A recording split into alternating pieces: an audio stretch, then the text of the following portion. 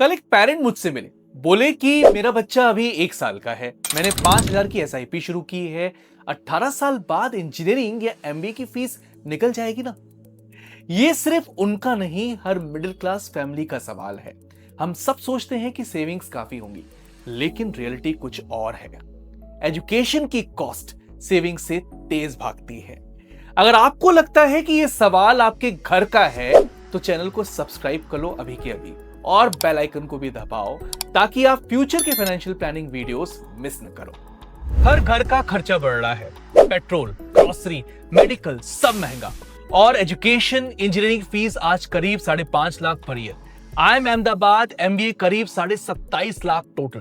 Private MBBS बहुत जगह 12 से 30 लाख पर ईयर, टोटल 1 से 3 करोड़। पायलट ट्रेनिंग 50 से 70 लाख, और इन सब पर हर साल 8 से 10% का हाइक कॉमन है। मतलब 18 इयर्स बाद या 18 साल बाद ये डबल या ट्रिपल हो सकता है। अब आप सोच रहे होंगे कि इतना गैप कैसे फिल होगा। टेंशन मत लीजिए, इस प्रॉब्लम का सॉल्यूशन भी है। वीडियो के आगे मैं एक ऐसा स्मार्ट तरीका आप सबसे शेयर करने वाला हूं, जिससे आप इन बढ़ती एजुकेशन कॉस्ट को हैंडल कर पाएंगे। तो बने रहिए वीडियो के एंड तक। पेरेंट्स के पास काफी सारे ऑप्शंस हैं, जैसे कि एफडी या आरडी 6 से 6.7% सेफ, गारंटीड लेकिन इन्फ्लेशन के नीचे। पीपीएफ 7.1% टैक्स फ्री लेकिन 1.5 lakh yearly cap. SSY 8.2% girl child के लिए strong fixed option. EPF 8.25% salaried के लिए स्टेबल। जीसेक लगभग 6.5% benchmark safe debt. SGB 2.5% interest plus gold की growth.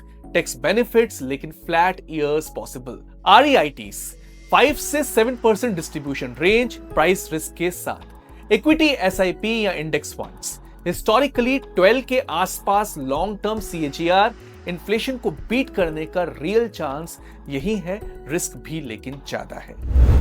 Bottom line, safe option से शॉर्टफॉल होता है, ग्रोथ बकेट के बिना ड्रीम फंड पॉसिबल नहीं। अब आप ये सोच रहे होंगे कि एफडी, पीपीएफ या एसआईपी में नंबर्स का फर्क कितना है। चलिए एक सिंपल एग्जांपल लेते हैं। आज इंजीनियरिंग की टोटल कॉस्ट लगभग 22 लाख है। 18 साल बाद ये करीब 99 लाख हो सकती है। ये कंफर्म तो नहीं है, मैं बस एक नंबर दे रहा हूं जिस हिसाब से एजुकेशन का इन्फ्लेशन बढ़ रहा है। अगर आप 10,000 रुपए पर मंथ इन्वेस्ट कर रहे हो आज के टाइम, एफडी में लगभग 18 साल बाद करीब आपके पास 41 लाख रुपए होंगे।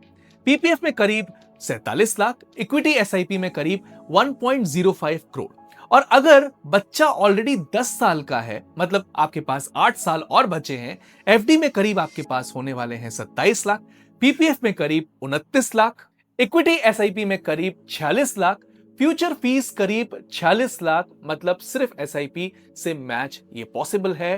क्लियर है, सेफ ऑप्शंस शॉर्टफॉल फिक्स नहीं करते, ग्रोथ के बिना गैप रहता ही है।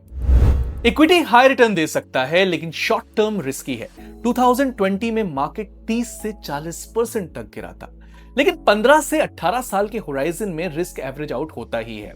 सिंपल रूल है, शॉर्ट टर्म के लिए सेफ एसेट्स, लॉन्ग टर्म के लिए इक्विटी हैवी, और जैसे कॉलेज टाइम करीब आए, इक्विटी का वेट धीरे धीरे कम करना, ग्लाइड पाथ फॉलो करो। Now let's have some assumption. Fees inflation 8% per year, SIP returns 12% growth, and 8% balanced pre-tax monthly compounding. Newborn today, college after 18 years. Engineering around 99 lakh rupees, SIP around 13,000 at 12%, around 20,600 at 8%. MBA around 1.1 CR, SIP around 14,500 at 12%, around 22,900 at 8%.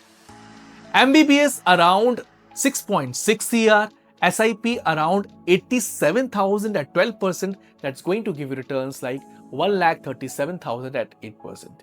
Pilot training around 2.4 CR. So SIP you need to do of around 31,600 at 12%. That is going to give you returns of 49,900 at 8%. Child age 10 today, college after 8 years.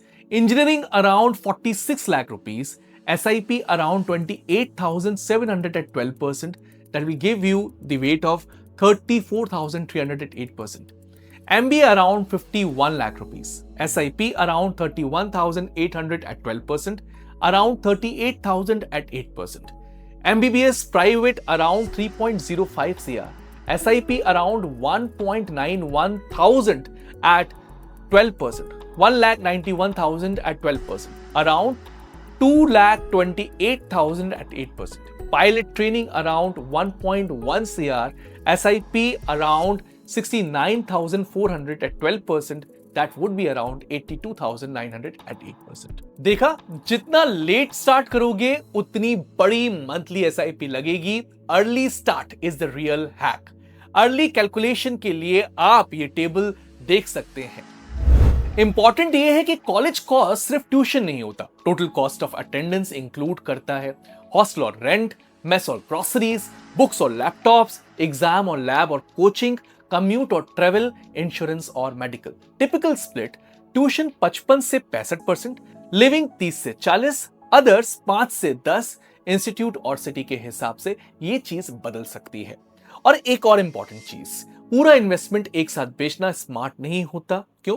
Market down phase में बेचोगे तो loss lock हो जाएगा, tax लगेगा, equity mutual funds पे long term capital gains 12.5%, debt instruments पे slab rules और आपका asset allocation पूरा का पूरा टूट जाएगा। Smart plan: cash flow ladder बनाओ, पहले SGB इंटरेस्ट और डेट फंड से सिस्टमैटिक विड्रॉल प्लान सेट करो, इक्विटी रिडेम्पशंस को लास्ट कॉलेज ईयर्स में शेड्यूल करो, इमरजेंसी फंड्स को टच मत करो, स्कॉलरशिप और असिस्टेंटशिप एक्सप्लोर करो, अगर गैप बचे तो रिस्पॉन्सिबल एजुकेशन लोन से ब्रिज करो ताकि आपकी रिटायरमेंट कॉपर्स बेचना न पड़े।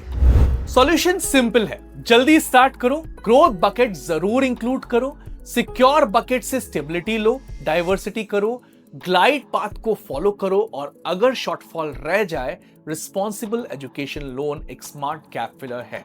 RBI रजिस्टर्ड NBFCs जैसे प्रोपेल्ड गैप रिस्पॉन्सिबली ब्रिज करते हैं, मतलब आपको अपनी रिटायरमेंट सेविंग्स तोड़नी नहीं पड़ती। अगर आपको लगता है ये वीडियो एक भी पेरेंट या स्टूडेंट की हेल्प करेगा, शेयर करिए। अगर आप कैलकुलेटर चाहते हैं, कमेंट में लिखिए कैलकुलेटर और सब्सक्राइब के साथ बेल आइकन को जरूर दबाइएगा ताकि अगला ब्रेकडाउन मिस ना हो। इन्फ्लेशन आपके कंट्रोल में नहीं है, प्लानिंग आपके कंट्रोल में है।